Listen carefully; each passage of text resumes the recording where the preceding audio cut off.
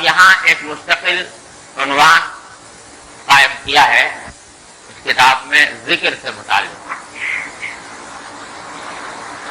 اور وجہ اس کی یہ ہے کہ جیسا میں پہلے عرض کر چکا ہوں کہ اس طریق کا اصل مقصود تو یہ ہے کہ انسان کے ظاہر و باطن کی اصلاح ہو۔ کسی شیخ سے جو تعلق قائم کیا جاتا ہے وہ اپنے ظاہر و باطن کی اصلاح کے لیے کیا جاتا ہے، اور خاص طور سے جو باطنی بیماریاں ہوتی ہیں ان کا علاج شیخ سے کرانا مقصود ہوتا ہے۔ لیکن عادت یوں ہے، اور یہ شروع سے چلی آتی ہے، کہ جب کوئی آدمی اصلاح کا ارادہ کرے تو اس میں معاون ہو جاتا ہے کچھ ذکر کا معمول رکھنا۔ اللہ تبارک و تعالیٰ کے ذکر کا معمول رکھنا یہ اصلاح کے لیے معاون ہوتا ہے۔ تو یہ سمجھنا بھی غلط ہے کہ کسی شیخ کے پاس جانے کا اصل مقصد صرف یہ ہے کہ ان سے کچھ ذکر کے معمولات سیکھ لیے جائیں اور بس۔ یہ سمجھنا بھی غلط ہے، اس لیے کہ اصل مقصد تو اپنی بیماریوں کا علاج کرانا ہے۔ اور یہ سمجھنا بھی غلط ہے کہ ذکر کی کوئی ضرورت نہیں۔ بات دونوں چیزوں کے مجموعے سے چلتی ہے کہ کچھ ذکر اللہ کا معمول بنانا اور اس کی پابندی رکھنا یہ بھی طریق کا ایک سمجھو تقریباً لازمی جیسا حصہ ہے، اور ساتھ ساتھ اپنی نگرانی کرنا اور اپنے حالات سے شیخ کو مطلع کر کے اس سے رہنمائی حاصل کرنا یہ بھی ضروری ہے۔ دونوں کام ایک ساتھ چلتے ہیں تو پھر انشاءاللہ اللہ تبارک و تعالیٰ فضل فرما دیتے ہیں، اصلاح کی منزل آسان ہو جاتی ہے۔ تو ذکر بھی ایک اس طریق کا ایک اہم رکن ہے، اور یہ در حقیقت تعمیل ہے اللہ جل جلالہ کے ارشاد کی، کہ باری تعالیٰ ارشاد فرمایا یا ایھا الذین آمنوا اذکروا اللہ ذکرا کثیرا وسبحوہ بکرۃ واصیلا۔ کہ ایمان والو اللہ جل جلالہ کو کثرت سے یاد کرو، کثرت سے اس کا ذکر کرو، اور صبح و شام اس کی پاکی بیان کرو، تسبیح کرو۔ یہ اللہ تبارک و تعالیٰ کا حکم ہے۔ تو بندے کو یہ کہا جا رہا ہے کہ تمہارا دل اللہ جل جلالہ کی یاد سے اور تمہاری زبان اللہ جل جلالہ کے ذکر سے تر رہنی چاہیے۔ اور یہ ذکر جو ہے یہ در حقیقت ایک بہت بڑا ہتھیار ہے شیطان کے حملوں کے مقابلہ کرنے اور نفس کے حملوں کے مقابلہ کرنے۔ شیطان اور نفس کے حملوں کا مقابلہ کرنے کے لیے اللہ تبارک و تعالیٰ نے ذکر ایک بہت بڑا ہتھیار بنایا، کیونکہ ہر انسان کے دل میں نفسانی خواہشات کے زیر اثر داعیے اور تقاضے گناہوں کے پیدا ہوتے رہتے ہیں، اور شیطان بھی بہکاتا رہتا ہے۔ اگر اللہ تبارک و تعالیٰ کے ذکر کی عادت ہے اور وہ ذکر اللہ تبارک و تعالیٰ کا دل و دماغ میں رچا بسا ہے تو شیطان سے مقابلہ کرنے میں اور نفس کا مقابلہ کرنے میں آسانی ہو جاتی ہے، اور اللہ تبارک و تعالیٰ ان کے حملوں سے محفوظ فرما دیتے ہیں۔ میں نے اپنے والد ماجد رضی اللہ تعالیٰ سے سنا کہ حضرت مولانا رشید احمد صاحب گنگوہی قدس اللہ تعالیٰ سے رہو بڑے درجے کے اولیاء اللہ میں سے ہیں، انہوں نے انگریز کے خلاف جہاد میں حصہ لیا تھا 1857 کے موقع پر، اور ایک چھوٹے سے علاقے پر اپنی حکومت بھی قائم کر لی تقریباً۔ لیکن بعد میں اللہ تعالیٰ کی مشیت کے جہاد میں وہ غالب آ گئے، اور انگریزوں کا جب تسلط ہو گیا تو انہوں نے پکڑ سکڑ شروع کر دی ان لوگوں کی جو جہاد میں حصہ لے رہے تھے۔ تو حضرت گنگوہی قدس اللہ تعالیٰ سے چونکہ جہاد کے نمایاں ارکان میں سے تھے، تو ان کے خلاف بھی مقدمہ ہوا. اور اس زمانے میں انگریز نے چوراہوں پر مجسٹریٹ بٹھا رکھے تھے کہ جب کسی کے شخص کے خلاف کوئی رپورٹ آتی تھی کہ اس نے جہاد میں حصہ لیا ہے تو مجسٹریٹ کی عدالت وہیں چوراہے پر بیٹھی ہوئی ہے، اس کے سامنے پیش ہو گئے اور گواہ وغیرہ آئے اور یہاں تک کہ وہیں پر فیصلہ کھڑے کھڑے سنا دیا جاتا. اور اکثر و بیشتر جس کے خلاف یہ جرم ثابت ہو گیا کہ اس نے انگریز کے خلاف بغاوت میں حصہ لیا تھا تو پھانسی کے تختے لٹکے ہوئے سے پھانسی ہو جایا کرتی تھی، وہی مجسٹریٹ پھانسی کا حکم دے دیتا. تو حضرت گنگوہی قدس اللہ تعالیٰ سرہ کو مجسٹریٹ کی عدالت میں طلب کیا گیا وہی چوراہے پر. تو پوچھا کہ کیا تمہارے پاس ہتھیار ہیں؟ تمہارے پاس ہتھیار ہیں؟ تو اب حضرت گنگوہی قدس اللہ تعالیٰ سرہ اگر یہ فرمائے کہ نہیں ہے ہتھیار تو جھوٹ، اس لیے کہ تھے واقع تھا، اور اگر فرمائے کہ ہیں تو ایک طرح سے اعتراف جرم اور اس کے نتیجے میں سزا. تو اللہ تعالیٰ اپنے بندوں کے دل میں ایسی باتیں ڈالتے ہیں. ہاتھ میں تسبیح تھی حضرت کے، ذکر فرما رہے تھے، تو اس کو اٹھا کر فرمایا ہمارا ہتھیار یہ ہے، ہمارا ہتھیار یہ ہے. اللہ تعالیٰ نے اس جملے سے اس مجسٹریٹ کے دل پر کچھ ایسا روب طاری فرمایا کہ آگے نہ پوچھ پایا وہ. اور ایک دیہاتی صاحب، بالکل دیہاتی گاؤدی آدمی قریب سے گزر رہا تھا، تو اس نے کھڑے ہو کر کہا ارے بھائی یہ مولوی صاحب کو تم کہاں پکڑ لائے؟ یہ تو ہماری مسجد کا مؤذن ہے، ہماری مسجد کا مؤذن ہے، اس کو کہاں پکڑ لائے؟ اس سارے ماحول میں اللہ تعالیٰ نے کچھ ایسا مجسٹریٹ کے اوپر روک طاری کیا، اس نے کہا جاؤ لے جاؤ چھٹی ہو نہیں لے. یہ جو فرمایا تھا کہ یہ تسبیح یہ ہمارا ہتھیار یہ ہے، یہ ویسے ہی کہنے کی بات نہیں تھی. حقیقت میں واقعتاً یہ ہتھیار ہے، لیکن یہ ہتھیار ہے شیطان سے لڑائی کا اور نفس سے لڑائی کا. کہ اللہ تبارک و تعالیٰ کا ذکر جب انسان کرتا ہے اور اس ذکر اس کے رگ و پے میں سماتا ہے تو اس کے نتیجے میں اللہ تبارک و تعالیٰ شیطان سے مقابلہ آسان فرما دیتے ہیں، نفس سے مقابلہ آسان فرما. ہمارے حضرت والا حضرت ڈاکٹر صاحب صلی اللہ تعالیٰ اللہ تعالیٰ ان کے درجات بلند فرمائے، وہ فرمایا کرتے تھے کہ بھائی یہ جو ذکر ہے جو معمول مقرر کیا جا رہا ہے، اور اکثر فائدہ زیادہ تر مفید یہ ہوتا ہے کہ فجر کے بعد دن کا کام شروع کرنے سے پہلے آدمی کچھ معمولات ذکر کے مقرر کرے اور اس کی پابندی کرے.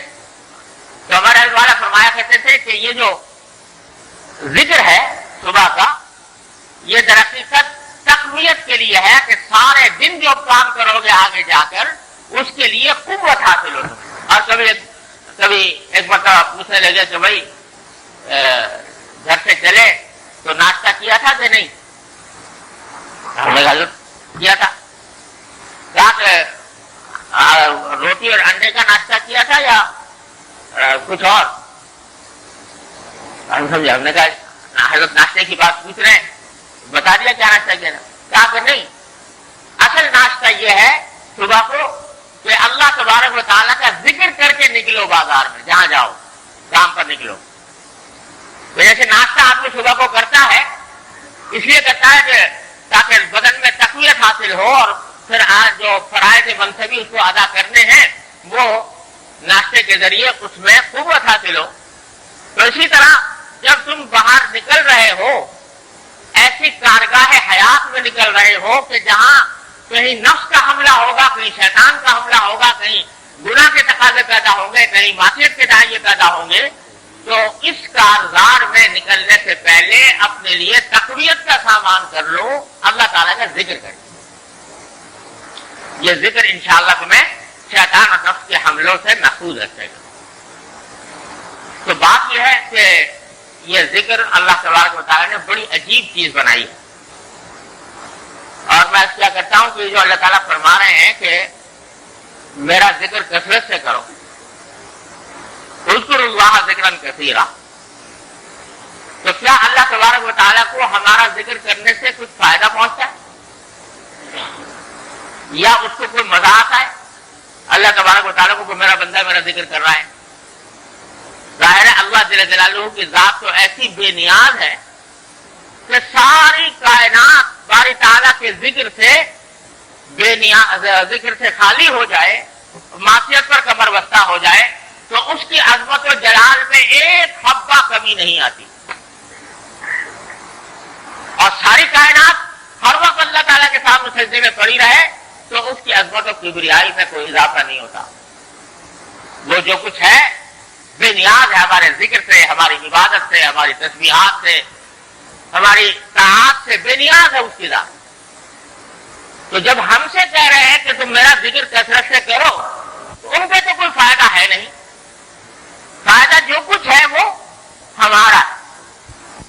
اور ایک فائدہ تو وہ ہے جو انشاءاللہ تعالی آخرت میں ملنا ہے، ذکر کا فائدہ کہ اللہ تبارک و تعالیٰ اس کے اوپر اجر و ثواب اور جنت عطا فرمائیں گے. دنیا میں فائدہ یہ ہے اس ذکر کا کہ جو شخص اللہ تبارک و تعالیٰ کے ذکر کی پابندی کرنے والا ہوگا اور اللہ تعالیٰ کو کثرت سے یاد رکھنے والا ہوگا وہ گناہوں سے، بدعنوانیوں سے، جرائم سے اور ناانصافیوں سے محفوظ ہوگا. آپ دیکھو دنیا میں جتنے جرائم ہوتے ہیں، جتنے گناہ ہوتے ہیں، ان کو اگر دیکھو تو اس کی اصل وجہ یہ ہے کہ انسان باری تعالیٰ سے غافل ہو جاتا ہے، اللہ تبارک و تعالیٰ سے غافل ہو جاتا ہے. چور چوری کر رہا ہے، کیوں کر رہا ہے؟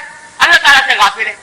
اگر اللہ تعالیٰ کی یاد دل میں ہوتی اور اللہ تبارک و تعالیٰ کا ذکر دل میں سمایا ہوتا تو کبھی چوری کا اقدام نہ کرتا. کوئی شخص دوسرے پر ظلم کر رہا ہے تو اس لیے کر رہا ہے کہ اللہ کی یاد سے غافل ہے. اگر اللہ کی یاد دل میں ہوتی تو کبھی ظلم دوسرے کے اوپر نہ کرتا. تو یہ ذکر جو ہوتا ہے یہ انسان کو اللہ تبارک و تعالیٰ کی یاد جب دل میں بیٹھ جاتی ہے تو اس کو گناہوں سے روکتا ہے. اسی لیے حدیث میں فرمایا کہ لا یزنی الزانی حین یزنی وہو مؤمن. زنا کرنے والا جب زنا کر رہا ہوتا ہے، جس وقت زنا کر رہا ہوتا ہے اس وقت مومن نہیں ہوتا. کیا مانا؟ کہ اللہ تبارک و تعالیٰ کے ایمان کا استحضار اس کو اس وقت نہیں ہوتا، غافل ہوتا ہے اللہ تبارک و تعالیٰ. اور فرمایا لا یسرق السارق حین یسرق وہو مؤمن. چور جب چوری کر رہا ہوتا ہے اس وقت مومن نہیں ہوتا کیونکہ اللہ کی یاد سے غافل ہے. اس کو ہر گناہ جو ہوتا ہے وہ باری تعالیٰ کی غفلت سے ہوتا ہے. ذکر آ جائے گا اور باری تعالیٰ کی یاد دل میں پیوست ہوگی تو انسان کو گناہ سے روکے گی. جتنی پولیس ہے اور محکمے ہیں آج جرائم کو روکنے والے، وہ سارے ایسے ہیں کہ جو ظاہر میں کھلے عام جرم کرنے سے تو سزا دے دیں گے وہ، اور آدمی کو یہ خیال ہوگا کہ بھائی پولیس نہ پکڑ لے، عدالت نہ مجھے بلا لیا جائے تو کھلے عام گناہ کرنے سے تو ہو سکتا ہے کچھ روک دے. اگرچہ آج تو وہ بھی نہیں روک رہے. آج کی پولیس اور محکمے ساری دنیا کے ہونے کے باوجود بدعنوانیوں کا اور جرائم کا بازار گرم ہے. لیکن اگر زیادہ سے زیادہ کوئی بہت چوکس پولیس ہوگی تو اس کا خطرہ لوگ محسوس کر کے ظاہر میں گناہ کرنے سے بچ جائیں.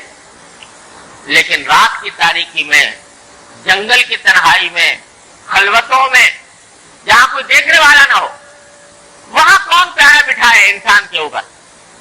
وہاں سوائے اللہ تبارک و تعالیٰ کی یاد کے، اس کے ذکر کے، کوئی اور پیارا انسان کے اوپر نہیں ہو سکتا. اور جب اللہ تعالیٰ کا ذکر سمایا ہوتا ہے اور اس کی یاد سمائی ہوتی ہے تو آدمی تنہائی میں ہو، تاریکی میں ہو، کہیں ہو، اس کو یہ احساس ہوتا ہے کہ میرا اللہ مجھے دیکھ رہا ہے.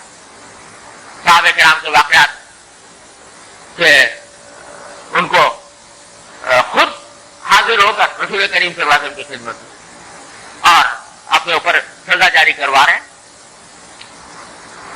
کوئی پولیس نہیں، کوئی عدالت نہیں، خود آ رہے ہیں کہ یا رسول اللہ میرے اوپر سزا جاری کر دیے تاکہ میں اللہ تعالیٰ کے سامنے سزا سے بچ جاؤں اور گناہ سے پاک ہو جاؤں. تو اس واسطے ہے یہ ذکر. تو بھائی جب اس راہ میں قدم رکھا تو کچھ ضروری ہے کہ آدمی ذکر کرے. اصل تو بات یہ ہے ذکر کی، جیسے قرآن کہہ رہا ہے کثرت سے ذکر کرو. یا ایھا الذین آمنوا اذکروا اللہ ذکرا کثیرا. کثرت سے ذکر کے معنی یہ ہے کہ چلتے پھرتے اٹھتے بیٹھتے تمہاری زبان پر اللہ کا ذکر ہو یا کم از کم دل میں تمہارے اللہ تعالیٰ کا ذکر ہو. اصل بات تو یہ ہے. اور جب آدمی اس راہ میں ترقی کرتا ہے تو الحمدللہ یہ صورت حاصل ہو جاتی ہے. کوئی دیکھنے والا پتہ بھی نہیں چلا، دیکھنے والے کو پتہ بھی نہیں چل رہا اور دل مشغول ہے اللہ تبارک و تعالیٰ کے ذکر میں. اللہ والے ایسے ہوتے ہیں. لیکن اس کی پہلی سیڑھی یہ ہے کہ کچھ وقت مقرر کر کے اپنے آپ کو اور کاموں سے فارغ کر کے دل و دماغ کو یکسو کر کے اللہ تبارک و تعالیٰ کا ذکر کرو. ہمارے حضرت والا ابتدا میں جو ذکر بتایا کرتے تھے وہ یہ تھا کہ بھئی ایک تسبیح کم سے کم سبحان اللہ و بحمدہ سبحان اللہ العظیم، ایک تسبیح سبحان اللہ والحمدللہ ولا الہ الا اللہ واللہ اکبر، تیسرا کلمہ جو ہے اس کی، اور ایک تسبیح استغفار کی، استغفر اللہ ربی من کل ذنب واتوب الیہ، استغفر اللہ العلی العظیم الذی لا الہ الا ہو، اور ایک تسبیح درود شریف کی، اور ایک تسبیح لا حول ولا قوۃ الا باللہ العلی العظیم. ہمارے والا جب ابتدا میں کوئی سب سے پہلے یہ 5 تسبیحات کی تلقین فرمایا کرتے تھے. یہاں سے شروع کرتے 5 تسبیحات ہیں، اور اس کا بہتر طریقہ یہ ہے کہ آدمی کوئی وقت مقرر کر لے. وقت مقرر کر کے اور بہتر یہ ہے کہ وہ فجر کا سے پہلے کا وقت ہو یا فجر کے متصل بعد کا وقت. ہمارے حضرت والا فرمایا کرتے تھے کہ یہ فجر کا جو وقت ہے اللہ تبارک و تعالیٰ نے اس وقت میں رویدگی رکھی ہے. اس میں اللہ تبارک و تعالیٰ نے فجر کے وقت میں ایک برکت رکھی ہے. اس میں کیا ترجمہ کرے رویدگی کا، یعنی اس میں بڑھنے کی اور اگنے کی صلاحیت ہوتی ہے. اس وقت ہمارے سوال ہے کہ کلیاں اس وقت میں چٹکتی ہے، پھول اس وقت میں کھلتے ہیں، پرندے اس وقت میں چہچہاتے ہیں. تو ساری دنیا اور ساری کائنات جیسے نیند سے بیدار ہو رہی ہے. اور اللہ تبارک و تعالیٰ نے اس وقت میں خاصیت یہ رکھی ہے کہ اس کے اندر بیداری ہے، اس میں نشاط ہے، اس میں کام جو کیا جائے اس میں برکت ہے. لہذا فجر کا وقت سب سے زیادہ موزوں وقت ہے اللہ تبارک و تعالیٰ کے ذکر کے لیے. فجر سے کچھ پہلے یا فجر کے بعد. تو اس وقت میں اور پھر کیونکہ اس وقت تک آدمی نے اپنے کچھ کام دھندے شروع نہیں کیے ہوتے تو ذہن بھی نسبتاً یکسر ہوتا ہے. اور اوقات میں کہ ذہن ادھر جا رہا ہے کہ ادھر جا رہا ہے. یہ وقت ایسا ہے کہ ابھی تک ذہن دن کے کام دھندوں میں الجھا نہیں. اس سے پہلے یہ یکسوئی ہے. تو بہتر یہ ہے کہ فجر کا وقت اس کام کے لیے مقرر کیا جائے اور اس وقت میں ابتدا کی جائے قرآن کریم کی تلاوت سے. سب سے پہلے قرآن کریم کی تلاوت جتنی اللہ تعالیٰ توفیق عطا فرمائے. ایک پارہ اگر کوئی بہت مصروف آدمی ہے پورا نہیں کر سکتا آدھا پارہ کر لے، اور زیادہ مصروف ہے 100 پارہ کر لے. لیکن روزانہ تھوڑی سی تلاوت اللہ تعالیٰ کے کلام. اور خوب سمجھ لیجئے کہ قرآن کریم کی تلاوت سے زیادہ افضل کوئی اور ذکر نہیں. سب سے افضل ذکر اللہ تعالیٰ کے کلام کی تلاوت. تو پہلے آغاز وہاں سے کرے اور پھر کچھ مسنون دعائیں جو نبی کریم صلی اللہ علیہ وسلم سے منقول ہیں، جیسے مناجات مقبول حضرت والا حضرت صلی اللہ تعالیٰ سے نے جمع فرمائی ہے دعائیں مناجات مقبول، اس کی ایک منزل پڑھ لیں. اور پھر یہ 5 تسبیحات. تو اگر ابتدا میں 5 تسبیحات سے شروع کریں تو اور یہ تلاوت مناجات مقبول اور یہ 5 تسبیحات ملا کر زیادہ سے زیادہ اس میں آدھا گھنٹہ پون گھنٹہ لگ جائے گا. اگر تلاوت زیادہ کی پون گھنٹہ، کم کی تو آدھا گھنٹہ، آدھے گھنٹے میں کام. لیکن آدھا گھنٹہ یہ پابندی سے ہو، اور اس کا اصل فائدہ اور اس کا جو اصل نفع ہے وہ اس وقت ہے جب وقت کی پابندی ہو اور روزانہ بلا ناغہ ہو اور ایک جگہ بیٹھ کر دھیان سے ہو، یکسوئی کے ساتھ. یہ 3 باتیں اگر پائی گئی تو انشاءاللہ اس کا فائدہ جلدی ظاہر ہوگا. اور اگر کسی دن فرض کرو کسی کو کوئی عذر پیش آ گیا تو کسی دوسرے وقت میں کر لیں، اور بہت ہی کوئی ضرورت پیش آ گئی تو چلتے پھرتے ہی کر لیں، لیکن کر لیں. کوئی دن اس سے ناغا نہ ہو، چھوٹے نہیں. یاد رکھیے کوئی بھی نفلی عبادت ہو اس کے بارے میں اصول یہ ہے کہ چاہے تھوڑی ہو لیکن پابندی کے ساتھ. حدیث میں رسول کریم صلی اللہ علیہ وسلم نے فرمایا کہ خیر العمل ما دیم علیہ وان قل. سب سے بہتر عمل اللہ تعالیٰ کو جو پسند ہے وہ ہے جس کی آدمی پابندی کرے چاہے تھوڑی ہو.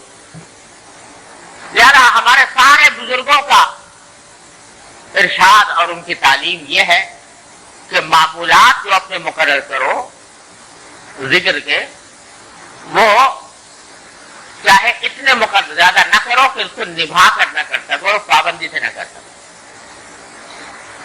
یہی 5 تسبیحات ہے نا، اگر پابندی سے کر سکو اور کوئی وجہ نہیں ہے کہ آدمی نہ کر سکے، آدھا گھنٹہ نکال لینا کوئی مشکل کام نہیں ہوتا. لیکن اگر کوئی آدمی ایسا نہیں کر سکتا تو یہ 100 نہ کرے، 60 کر لے، 33 کر لے، لیکن جو کرے پابندی سے کرے، پابندی سے کرے. دیکھو آپ ذرا غور کرو کہ اگر ایک نل ہے اور نیچے اس کے پتھر رکھا ہے سخت، تو اگر ایک مرتبہ آپ نے نل کو خوب تیزی سے کھول دیا اور بڑے پریشر سے اس میں پانی آیا اور 5-7 منٹ تک بہتا رہا، پھر بند ہو گیا، پھر 1 گھنٹے بعد کھول دیا اسی طرح، پھر بند ہو گیا، پھر 1 گھنٹے بعد کھول دیا، پھر بند ہو گیا، پتھر پہ کچھ بھی اثر نہیں ہوگا. اور اس کو ہلکا کھولو، ایک ایک قطرہ ٹپک رہا ہے، لیکن ٹپک رہا ہے سال گزر گئے ٹپکتے ہوئے، تو ایک ایک قطرہ جو ہے پتھر میں سوراخ کر دے گا. ایک ایک قطرہ بھی ٹپکے گا تو وہ اس کے اندر نشے پیدا کر دے گا، پتھر کو توڑ ڈالے گا. وہ پریشر والا توڑنے سے قاصر رہا مگر یہ قطرہ توڑ گیا. کیوں؟ اس لیے کہ اس میں پابندی نہیں تھی، مداومت نہیں تھی، اور یہ تھوڑا سا قطرہ تھا لیکن پابندی سے گر رہا تھا تو اس نے پتھر کو توڑ دیا. تو یہی معاملہ اللہ تعالیٰ کے ذکر اور عبادت و نفلی عبادت و طاعات کے معمول کا ہے. 2 رکعت کا معمول بنا لو نفلے پڑھنے کا، لیکن پابندی سے کہ چھوٹتا نہیں کسی دن.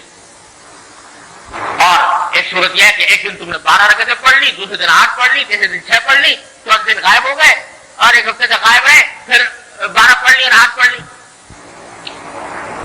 لیکن اس کے بجائے اگر یہ 2 رکعتیں پابندی سے پڑھو گے تو اس میں اس کا اثر، اس کا فائدہ دنیا میں بھی اور آخرت میں بھی اس کا فائدہ کہیں زیادہ ہے.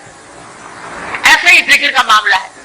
لہذا ذکر اتنا ہی معمول بناؤ جس کو پابندی کے ساتھ انجام دے سکو، اس میں کوئی تخلف نہ ہو، نہ ہو. ہمارے حضرت والا فرمایا کرتے تھے کہ بھائی اگر کسی دن ایسا ہو ہی گیا کہ کوئی ایسی آفت آ گئی کہ نہیں کر سکے تو کم کر لو، 100 کے بجائے 60 کر لو، 61 کر لو، 33 کر لو، 11 کر لو. اور اگر کچھ بھی ہمارے فرماتے ہیں رات کو جب سارا دن گزر گیا نہیں کر پائے، بستر پر پہنچے تو بستر پر سونے سے پہلے ہو سکتا تک نہیں سوؤں گا جب تک 11 مرتبہ کم از کم یہ تسبیحات نہیں پڑھ لوں گا. تو کم از کم ناغے سے بچ گئے, ناغے کی بے برکتی سے بچ گئے. تو یہ معمول اصل طریقہ یہ ہے. اب لوگ کہتے ہیں جب معمولات بنا دیے, بھائی پہلے سے خبردار کر دیا, بتا دیا کہ بھائی معمول اپنے نظام الاوقات میں دیکھ بھال کر اس طرح بناؤ جس کو نبھا سکو. زیادہ اونچی اڑان ایک دم سے نہ اڑو, لیکن اتنے مقرر کرو کہ جو تم نبھا سکو. سارے حالات کو دیکھ لو کہ کیا کیا مجھے ضرورت ہے, درپیش ہے, میں کام کر سکوں گا, نہیں کر سکوں گا, کتنا کر سکوں گا. اب سب حالات دیکھ بھال کر ایک معمول بنا لیا, پھر بھی کہتے ہیں جی پابندی نہیں ہوتی. بھائی بنایا کیوں؟ جب بنایا تھا تو اس وقت کیوں نہیں سوچا تھا؟ اب جو پابندی نہیں ہو رہی اس کا سوائے سستی کے, کاہلی کے کوئی اور سبب نہیں.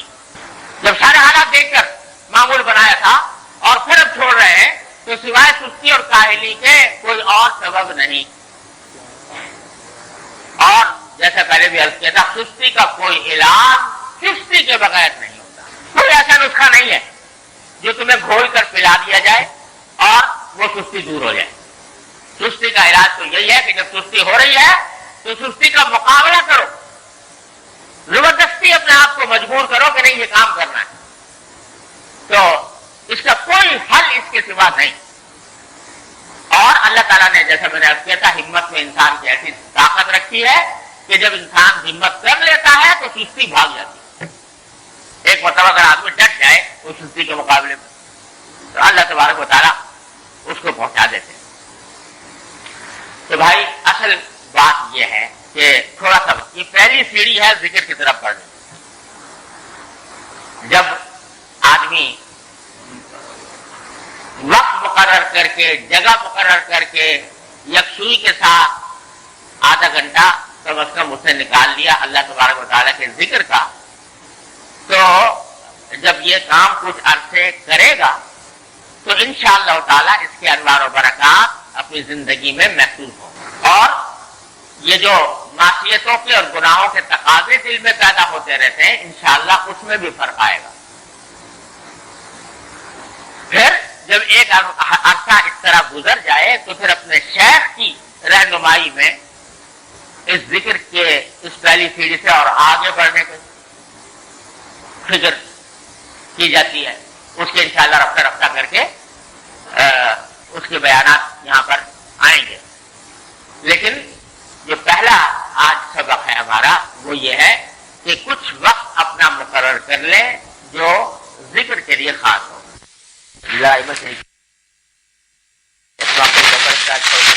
اللہ تبارک و تعالیٰ انشاءاللہ فضل فرما دیں گے.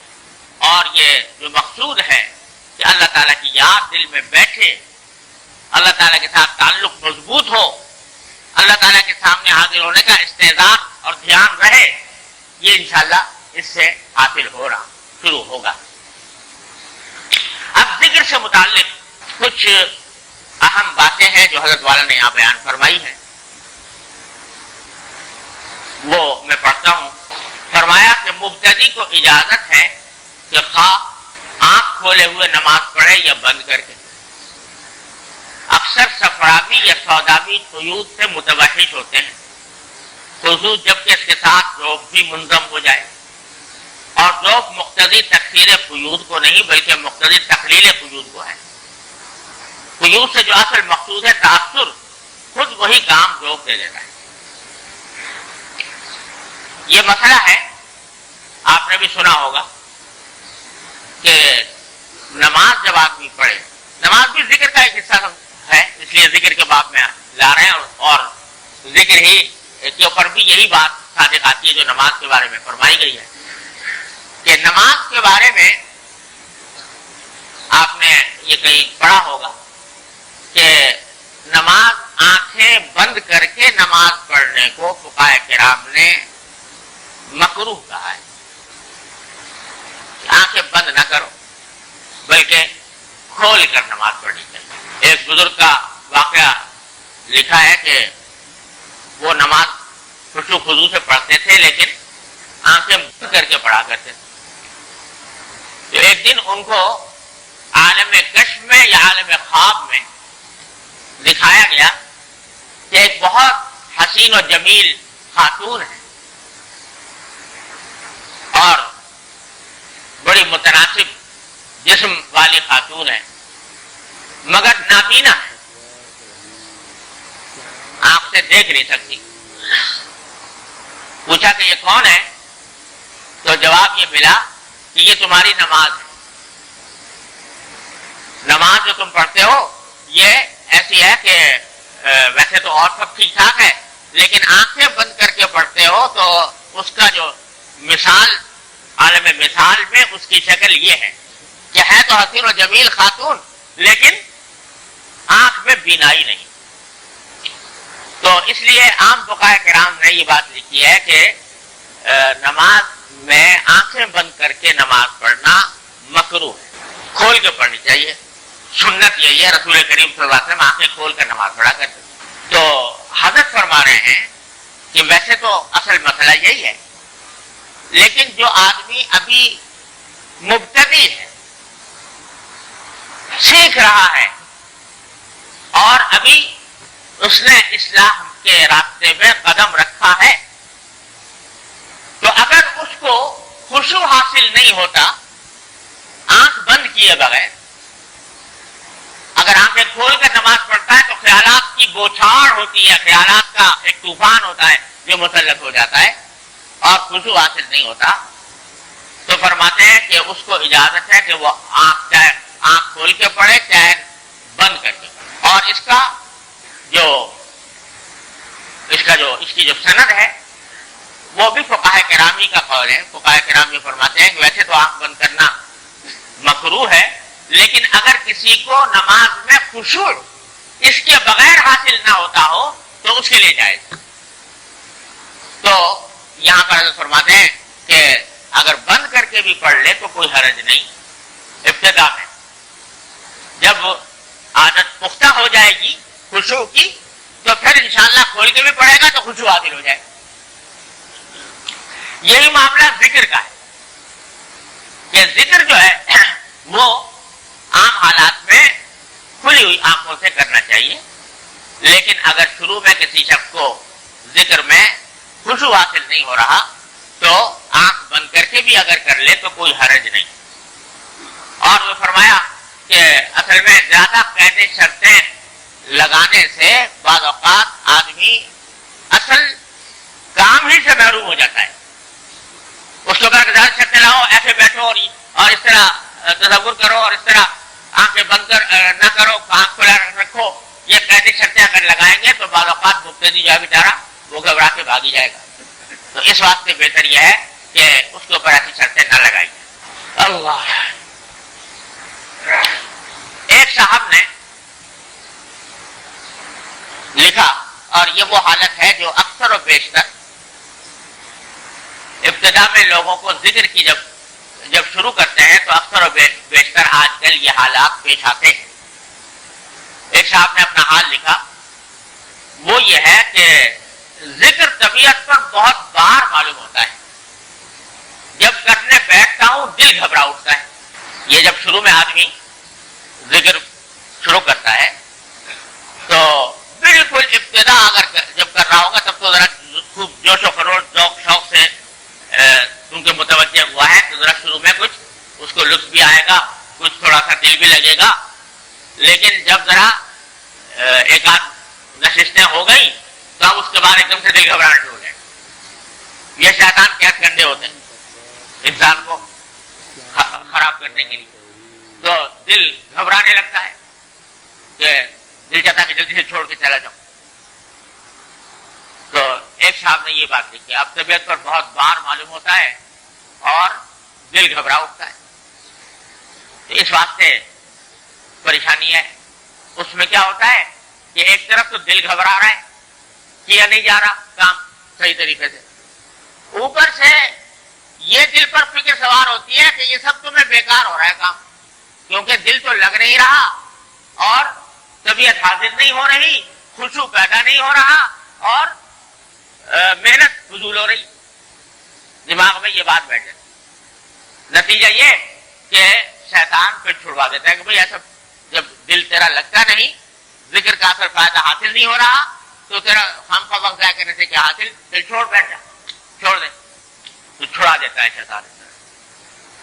تو حضرت نے اس کا جواب نکالا. سنیے، حضرت فرماتے ہیں کہ بار ایک مشقت ہے، مشقت میں اگر جی نہ لگے تو سمجھ لو کہ خود مشقت بھی نفع میں جی لگنے سے کم نہیں. جس طرف بھی ہو حد الوسع پورا کر لیا کیجئے، شدہ سب دشواری مبدل بآسانی ہو جائے گی. یہی انہوں نے کہا تھا نا کہ جب ذکر کرنے بیٹھتا ہوں تو طبیعت پر بوجھ ہوتا ہے اور دل گھبرانے لگتا ہے.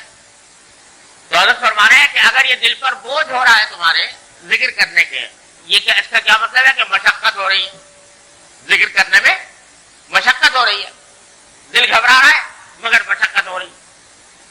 تو سمجھ لو کہ یہ مشقت بھی فائدے میں دل لگنے سے کم نہیں. یعنی اگر تمہارا دل لگا ہوتا ذکر میں اور دل لگا کر ذکر کر رہے ہوتے، اس سے جو فائدہ حاصل ہوتا وہی فائدہ مشقت کے ساتھ ذکر کرنے میں اللہ تعالیٰ کی رحمت سے حاصل ہوتا. سمجھے نا؟ کیوں؟ اس لیے کہ باوجود ہے کہ مشقت ہو رہی ہے، محنت ہو رہی ہے، دل نہیں چاہ رہا، لیکن تم دل کو مجبور کر کے اللہ تعالیٰ کی طاعت میں لگائے ہوئے ہو. تو جب کوئی بندہ مشقت کر کے طاعت میں اپنے آپ کو لگاتا ہے تو اس کا اجر بڑھ جاتا ہے. حدیث میں ہے کہ رسول کریم صلی اللہ علیہ وسلم نے فرمایا کہ قرآن کریم کی تلاوت جو شخص اٹک اٹک کر تلاوت کرتا ہے، روانی سے نہیں بلکہ اٹک اٹک کر تلاوت کر رہا ہے، بہت زیادہ روانی نہیں ہے اس کے پڑھنے میں، تو اس کو دوہرا اجر ہے، دوہرا ثواب ہے. تلاوت کا ثواب اور تلاوت کے ساتھ تلاوت میں جو اس کو محنت ہو رہی ہے، مشقت ہو رہی ہے، اس مشقت کا اور محنت کا ثواب الگ مل رہا ہے. تو بہت سے لوگ بیچارے شکایت کرتے ہیں بھائی ہم سے دیکھتے ہیں قاری صاحبان بڑی تیزی سے روانی سے پڑھتے چلے جاتے ہیں، ہم سے اس تیزی روانی سے نہیں پڑھا جاتا، ہمیں اٹک اٹک کے پڑھنا پڑتا ہے، آہستہ پڑھنا پڑتا ہے. تو یہ چاہتے ہیں کہ وہ جس طرح اور لوگ تھوڑی دیر میں کئی پارے پڑھ گئے، ہم سے اتنی دیر میں آدھا ہی پارا پڑھا گیا اٹک اٹک کر. تو وہ حسرت کرتے ہیں کہ کاش ہم بھی جیسے ہوتے. لیکن حضور اکرم صلی اللہ علیہ وسلم فرما رہے ہیں کہ یہ اٹک اٹک پڑھنے والے کو ثواب دگنا مل رہا ہے. تو اگر ذکر میں دل نہیں لگ رہا لیکن تم نے ذکر چھوڑا نہیں، اس کی وجہ سے دل گھبرا رہا ہے لیکن پھر بھی تم نے اپنے آپ کو باندھ کر رکھا ہوا ہے اور ذکر کر رہے ہو، تو اس مشقت کا جو نفع ہے وہ یہ ہے کہ اس کا ثواب زیادہ ہے. لہذا یہ نہ سمجھو کہ اگر دل نہیں لگ رہا یا بار معلوم ہو رہا ہے تو یہ وقت بیکار گزر رہا ہے. بیکار نہیں گزر رہا. اللہ تبارک و تعالیٰ کہ ہاں ہو سکتا ہے کہ تمہارا ڈبل ثواب لکھا جا رہا ہو اس ذکر کی وجہ سے جو مشقت کے ساتھ کر رہے ہیں. ہاں بس یہ ہے کہ چھوڑو نہیں، لگے رہو. اور جب لگے رہو گے کہ بھائی دل لگے یا نہ لگے، گھبرائے یا خوشی ہو، محنت ہو یا مشقت ہو یا مزہ آئے یا نہ آئے، ہر حالت میں یہ ذکر کرتا ہی رہوں گا اپنے معمول کے مطابق. جب کچھ عرصے تم یہ کر لو گے تو انشاءاللہ یہ دشواری بھی آسانی میں تبدیل ہو جائے گی. اللہ تعالیٰ اس کو بھی آسان کرے. تو ابتدا میں ذکر کرنے والے کو یہ صورتحال پیش آتی ہے، چاہے وہ ذکر ہو یا اور نفلی عبادات ہو، ان کے اندر بھی یہ صورتحال پیدا ہوتی ہے. دل نہیں لگ رہا تو کوئی پرواہ نہ کرو، نہ لگے. حضرت والا سے کسی نے پوچھا کہ حضرت میرا تو دل نہیں لگتا نماز میں، تو اپنے حضرت نے فرمایا دل لگنا ضروری نہیں، لگانے کی کوشش کرنا ضروری ہے. کوشش تو لگانے کی کرو، نہ لگے تو کوئی پرواہ نہ کرو، اس سے تمہارا کوئی نقصان نہیں. ہاں چھوڑو نہیں، کیے جاؤ. بلکہ حضرت گنگوئی رحمۃ اللہ علیہ کا تو یہ مقولہ میں نے اپنے شیخ حضرت ڈاکٹر صاحب صلی اللہ علیہ وسلم سنا. حضرت گنگوئی فرماتے ہیں کہ میں مبارکباد دیتا ہوں اس شخص کو جس نے ساری عمر نماز پڑھی اور نماز میں کبھی مزہ نہ آیا، پھر بھی پڑھتا رہا. اس کو میں مبارکباد دیتا ہوں کہ انشاءاللہ اس کو اجر عظیم حاصل ہوگا. کیونکہ جس آدمی کو مزہ آ رہا ہے نا، ہو سکتا ہے کہ اس کی نیت وہ مزہ لینے کی ہو گئی ہو. نماز اسے پڑھنا ہو کہ مزہ آتا ہے اس میں، تو ہو سکتا ہے اس میں شائبہ اپنے مزے کا پیدا ہو گیا ہو. لیکن جس کو مزہ نہیں آیا وہ تو صرف اللہ ہی کے حکم کی تعمیل میں پڑھ رہا ہے، ورنہ اور تو کوئی اس کا داعیہ ہے نہیں. لہذا اس کو انشاءاللہ تعالی اجر زیادہ ملنے کی امید ہے. فرماتے ہیں میں اس کو مبارکباد دیتا ہوں اللہ کی. تو اس لیے خلاصہ یہ نکلا کہ ان کیفیات کے پیچھے نہ جاؤ. مزہ آ رہا ہے نہیں آ رہا، دل لگ رہا ہے نہیں لگ رہا، دل گھبرا رہا ہے یا نہیں گھبرا رہا، یہ سب کیفیات آنی جانی ہیں. کبھی دل لگے گا کبھی نہیں لگے گا، کبھی لطف آئے گا کبھی نہیں آئے گا، کبھی شوق ذوق ہوگا کبھی سستی محسوس ہوگی. لیکن فکر اس کی کرو کہ کسی بھی حالت میں عمل چھوٹنے نہ پائے. جو بھی حالت ہو، جو بھی کیفیت ہو، لگا رہے اور کرتا رہے. تو یاد رکھو کہ اللہ تبارک و تعالیٰ انشاءاللہ کسی دن پہنچا دیں گے منزل تک اور مقصود حاصل ہو جائے گا. بعض لوگ کہتے ہیں بھائی زبان سے تو ذکر کر رہے ہیں، زبان سے ذکر ہو رہا ہے اور دل کہیں ہے دماغ کہیں ہے، خیالات ادھر ادھر بھٹک رہے ہیں. تو ایسے ذکر سے کیا فائدہ کہ دل تو ہے کہیں اور لگا ہوا اور زبان جو ہے وہ ذکر کر رہی ہے. تو ہمارے حضرت والا حضرت رسول اللہ صلی اللہ تعالیٰ وسلم فرماتے ہیں کہ کسی نادان کہنا چاہیے یا غیر صاحب ذوق نے یہ شعر کہہ دیا ہے کہ بر زباں تسبیح و در دل گاؤ خر، ای چنی تسبیح کہ دارد اثر. کہ زبان پر تو تسبیح ہے اور دل میں گدھے اور گھوڑے اور گائے بیل کا خیال آ رہا ہے، تو ایسی تسبیح کا کیا فائدہ. حضرت فرماتے ہیں یہ کسی حقیقت ناشناس کا شعر ہے جس کو حقیقت کا پتہ تھا. حضرت میں یہ کہتا ہوں کہ برزباں تسبیح ہو کر دل گاؤ خر، اتنی تسبیح ہم دارد اثر. کہ زبان پر اگر تسبیح ہے اور دل میں کئی خیالات دوسرے آ رہے ہیں، یہ تسبیح بھی فائدے سے خالی نہیں، یہ بھی اثر رکھتی ہے. اور فرماتے ہیں کم از کم تمہارے جسم کا ایک عضو تو اللہ تعالیٰ کی یاد میں مشغول ہے. بلا بودے اگر یہ ہم نہ بودے، اگر یہ بھی نہ ہوتا تو کیسی محرومی تھی. لیکن آپ کم از کم تمہارے زبان پر حرکت کر رہی ہے اللہ کا نام لے کر. جب اس نعمت پر اللہ کا شکر ادا کرو گے، اللہ تبارک و تعالیٰ کسی وقت دل کو بھی اس کے ساتھ شامل کر دیں گے. اس لیے اس کو بیکار نہ سمجھو، بے فائدہ نہ سمجھو، اور ان کیفیات کے پیچھے نہ جاؤ کہ دل لگ رہا ہے نہیں لگ رہا، گھبرا رہا ہے، جو کچھ ہو رہا ہو. لیکن کام کیے جاؤں گا، جو اللہ کا ذکر ہے وہ کیے جاؤں گا. جس دن تم نے یہ تہیا کر لیا اور اس پر عمل کر لیا، سمجھو کامیاب ہو. تو پھر چاہے ساری عمر دل نہ لگے، انشاءاللہ کامیاب. اللہ تبارک و تعالیٰ ذکر کے انوار و برکات عطا فرمائیں گے، اسی ذکر پر عطا فرمائیں گے. تو بھائی یہ بنیادی چند باتیں ہیں ذکر سے متعلق، اور کچھ وقت اس کام کے لیے نکال لینا ہر مسلمان کو چاہیے. تو نکالے، اس کی اہمیت کو محسوس کریں. اللہ تبارک و تعالیٰ ہم سب کو اس پر عمل کی توفیق عطا فرمائے.